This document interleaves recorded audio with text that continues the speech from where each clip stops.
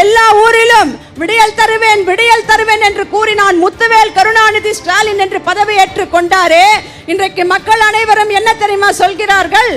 விக்கு என்றால் மக்கு, மக்கு என்றால் விக்கு. தத்தி ஸ்டாலின் விடிந்தும் விடியாத எதற்கும் லாயக்கற்ற விக்கு விடியல் ஸ்டாலின் என்று கூறிக்கொண்டிருக்கிறார்கள். உலக மகா உத்தமி கலியுக கண்ணகி கனிமொழி எங்கிருந்தாலும் மேடைக்கு வா. உனக்கு வெக்கம் மானம் சூடு சொரணை இருந்தால் தமிழ்நாட்டில் 2021க்கு முன்பாக ஊர் ஊரா போய் என்ன கூறினாய்?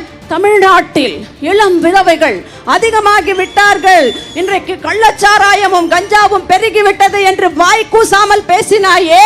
உனக்கு வெக்கம் மானம் சூடு சொரணை தில்லு திராணி ஏதாவது இருந்தால் இந்த மேடைக்கு வந்து இன்றைக்கு திருச்சியில் பள்ளி குழந்தைகளுக்கு அந்த பள்ளி தாளாளரும் பிரின்சிபலாக இருக்கக்கூடிய அவருடைய மகனே அந்த நடுநிலை பள்ளி 6லிருந்து 10 வயதுக்குள்ளாக இருக்கக்கூடிய குழந்தைகளுக்கு டாக்டர் என்ற பெயரில் அவர் மருத்துவம் பார்க்கிறேன் என்ற பெயரில் 300க்கும் மேற்பட்ட பள்ளி குழந்தைகளுக்கு பாலியல் தொந்தரவு கொடுத்திருக்கிறான்.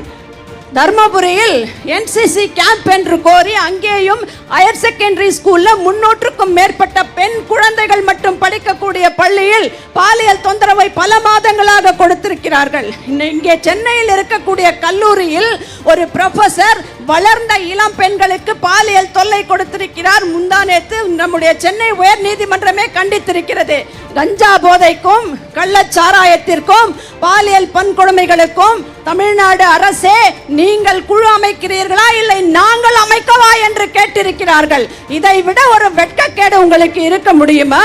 விடிந்தும் விடியாத விக்கு விடியல் தத்தி ஸ்டாலினே, கலியுக கண்ணகி கனிமொழியே, பதாகைகளை பிடித்துக் கொண்டு கருப்பு சட்டைகளை போட்டுக்கொண்டு 2021 அண்ணன் எடப்பாடியார் ஆட்சியில் உங்கள் வீட்டு வாசல்களுக்கு முன்பாக நின்று கொண்டு கருப்பு சட்டையை போட்டுக்கொண்டு இங்கே இத்தனை கருப்பு சட்டைகள் லட்சக்கணக்கில் குவிந்திருக்கிறோம். உங்களுக்கு தில் இருந்தால் திராணி இருந்தால் இங்கே வந்து பதில் சொல்லுங்கள் பார்க்கலாம்.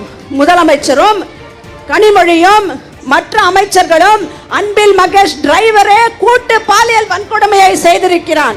உங்களுக்கு திராணி இருந்தால் இங்கே வந்து பதில் சொல்லுங்கள். கண்ணிருந்தும் குருடராய் காதிருந்தும் செவிடராய் வாழ்ந்து கொண்டிருக்கிறீர்களே. ஒரு புது கலாச்சாரம் தமிழ்நாட்டில் பரவி இருக்கிறது. கேங் ரேப், கூட்டு பாலியல் வன்கொடுமை என்று பள்ளி குழந்தையிலிருந்து இளம் பெண்களிலிருந்து முதியோர் வரை யாருக்குமே தமிழ்நாட்டில் பாதுகாப்பு இல்லை.